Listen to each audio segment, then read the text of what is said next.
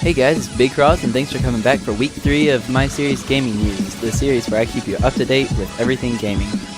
Hope you enjoyed the gameplay in the background. I'm playing Headquarters on Grind, and I'm playing with my friend Sidewinder, and I'm going to switch between our perspectives during the game to keep the action going the whole time. Coming up right here is a good example of the lag in Black Ops 2. As you can see, my bullets are clearly hitting him, but they're not registering. So that's just the ever-present problem in this game.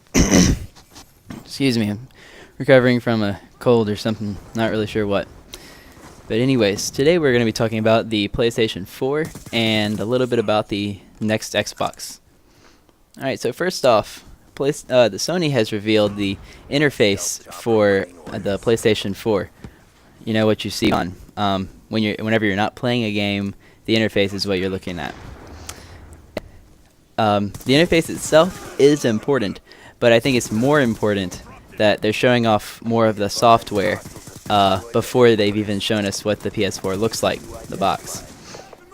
Now, Sony has said that their reason for not showing the box yet, the console itself, is that the software is what's important. The overall design of the console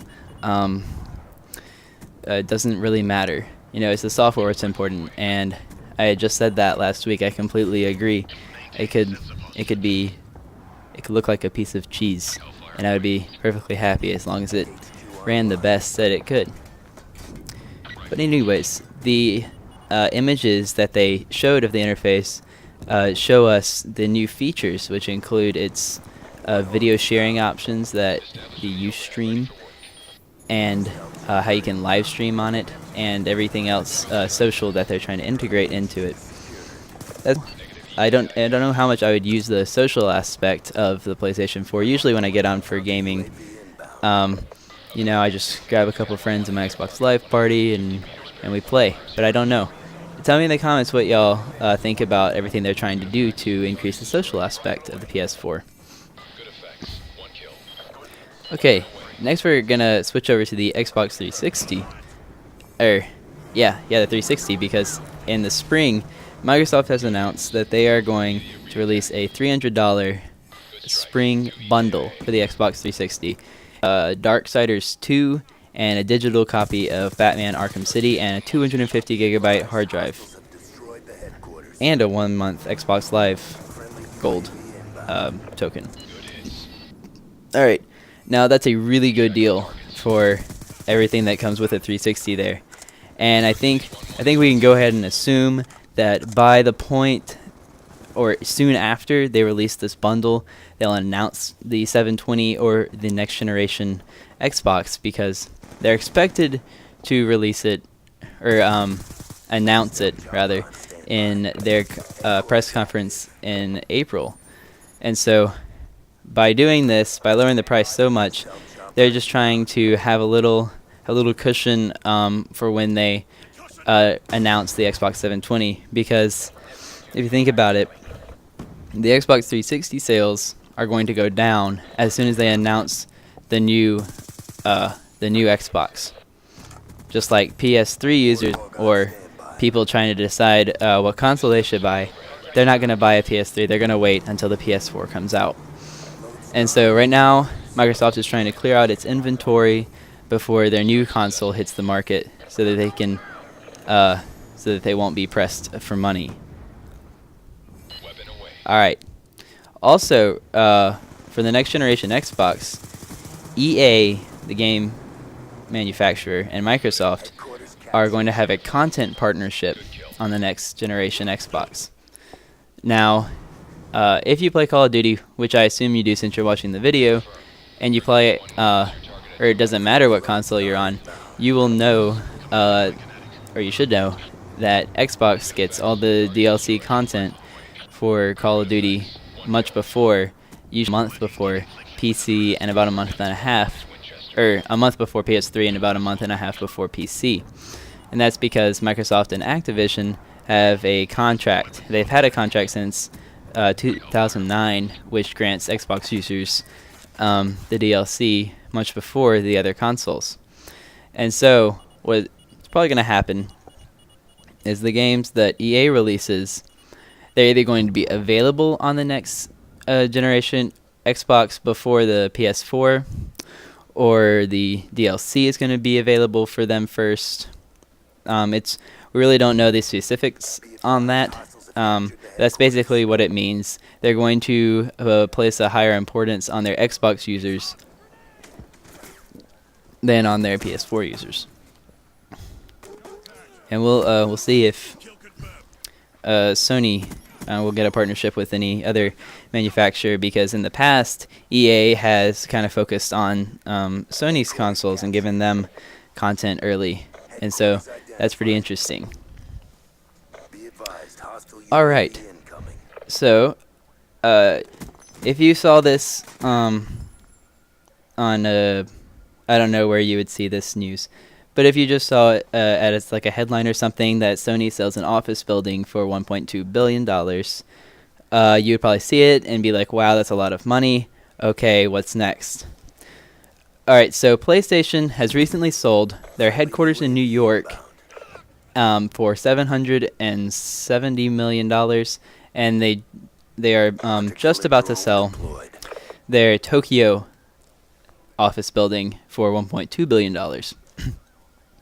And while it seems bad because you know, you feel like they're like cutting down on their space, they're running out of money by selling all their buildings and everything, but I think what they're actually doing, I think they're preparing to launch the PS4 at a much more competitive price than the PS3, because if you remember when the PS3 came out, it was ridiculously higher priced than the Xbox 360, and so hopefully by them selling it, they have, you know, $3 billion kind of in the bank.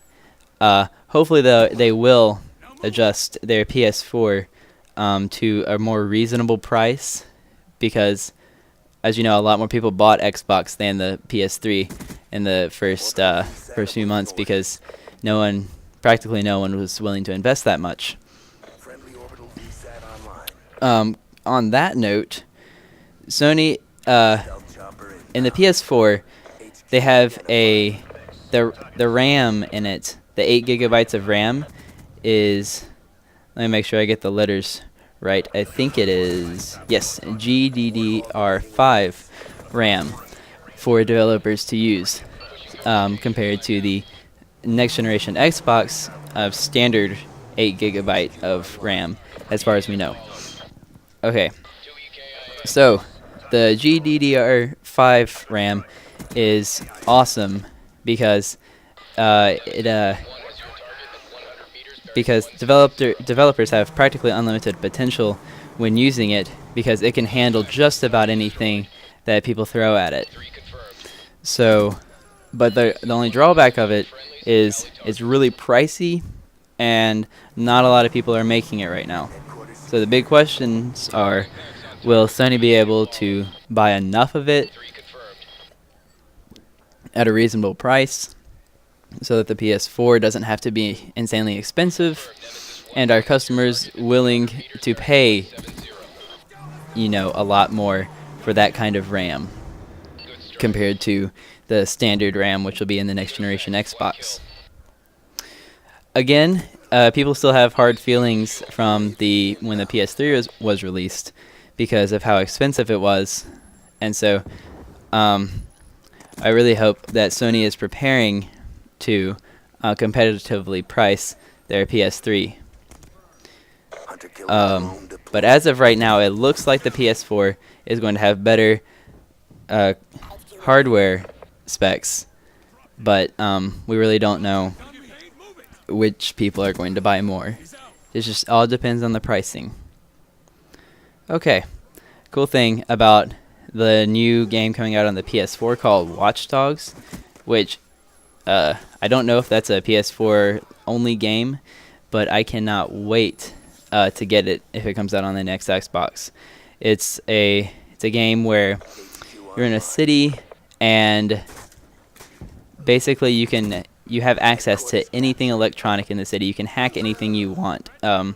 Basically, like, after you save this girl from a mugger or a thief, you have to run away from the police because you shot the guy, and the police don't know the whole story. So you hack these little posts that come up out of the ground to block police cars coming. That's just one example, though.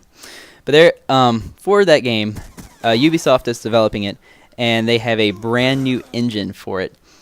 It's called Disrupt, and so that's awesome because game engine is basically like a template for the game is developed. Like Modern Warfare 2 and Modern Warfare 3 were developed using the same engine, but not the first Modern Warfare. And Battlefield, they've had the same engine for a while, the DICE engine. But it's great that they're developing a new engine for games for the next generation consoles, because with that we will see practically unlimited graphical and gameplay potential on the next generation consoles. Alright guys, I think that wraps up our gaming news for today. But I did want to offer my apologies for on Wednesday. If you were looking forward to Black Ops 2 Funny Moments Episode 3, really sorry. Like I said, on Monday we had all these people over all weekend, and I wasn't able to record anything during the weekend, which is usually when I play with my friends, and that's when the funny stuff happens. So I wasn't able to record any, so I wasn't able to make the funny moments. So really apologize about that. However, you can be sure that next Wednesday there will be the third episode of Funny Moments. And always, Play Smarter Not Harder will be on Monday, and next Friday will be another episode of Gaming News. I hope y'all enjoyed the video. Have a great weekend.